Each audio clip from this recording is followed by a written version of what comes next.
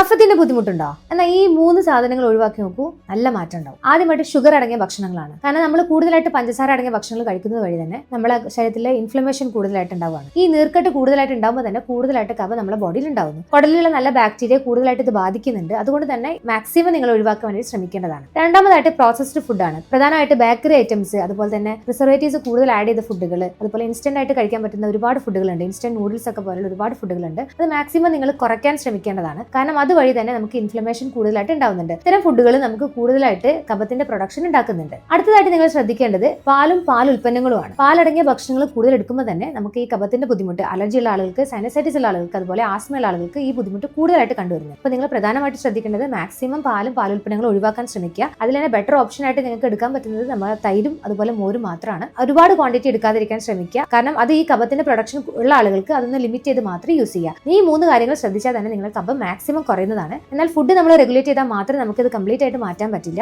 അതോടൊപ്പം തന്നെ പ്രോപ്പർ ആയിട്ടുള്ള ട്രീറ്റ്മെന്റ് കൂടി എടുക്കുകയാണെങ്കിൽ നല്ല എഫക്റ്റീവ് ആയിട്ട് തന്നെ നമുക്ക് ഈ ബുദ്ധിമുട്ട് മാറ്റാൻ പറ്റുന്നതാണ്.